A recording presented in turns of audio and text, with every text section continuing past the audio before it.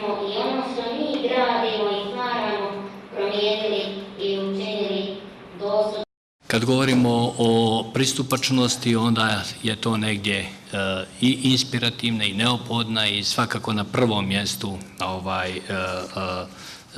tema koja zavređuje pažnju, dakle pristupačnost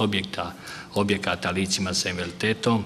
je svakako najznačajniji za predstavnike osoba sa invaliditetom. Poseban član ovoga zakona propisao je da su organi državne uprave, lokalne samouprave, javna preduzeća svi u obavezi da osobama sa invaliditetom obezbijede natpis na Brailleovom pismu i u lako razumljivim formatima i to smo dali roku od 18 mjeseci od usvajanja ovog zakona. Dakle, podsjećam da već teče taj rok i mi kao resorno ministarstvo pratimo na realizaciju ovoga zakona i prosto ćemo biti u obavezi da izveštavamo i upoznajemo i javnost i sve zainteresovane na poštovanje ili nepoštovanje ovog zakona.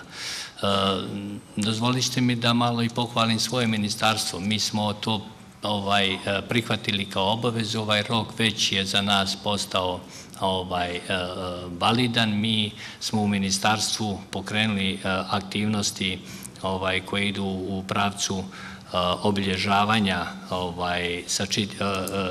obilježavanja naših prostorija i kancelarija za osobe sa oštećenjem vida. Također smo napravili smjernice na Brailleovom pismu i orijentacioni plan kretanja u našoj instituciji, a na vratima naših kancelarijama su postavljene oznake sa imenima zaposlenih na Brailleovom pismu i svakako da ćemo i parking prostore na Brailleovom pismu obilježiti za osobe sa invaliditetom. Jeste, reći ćemo možda mali korak, mi se nalazimo u zgradi Bektre za jedno ministarstvo, ali mislim dobar primjer kako i sva druga ministarstva u toj zgradi mogu da urade i vjerujte da za to je neophodno mnogo malo sredstava. Čak sam se kao resorni ministar iznenadio koliko je to malo sredstava, a koliko mnogo znači za osobe oštećenog vida i evo sad koristim priliku da pozovem sve državne organe, prije svega njih, sve institucije da sa malo sredstava krenemo i u realizaciju ovog zakona, ali učinimo veliku stvar za osobe sa invaliditetom. Kad govorimo o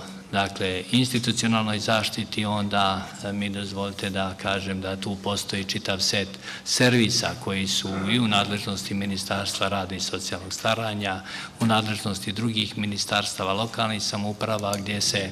vodi pomna pažnja o osobama sa invaliditetom, ali naravno to jesu značajni koraci koji su učinjeni u tom institucionalnom smislu, ali svakako je obaveza više da mnogo intenzivnije radimo na otvaranju čitavog seta servisa koji će značiti podršku ovoj kategoriji naših građana i građanki da im omogućimo, kažem, jednake šanse.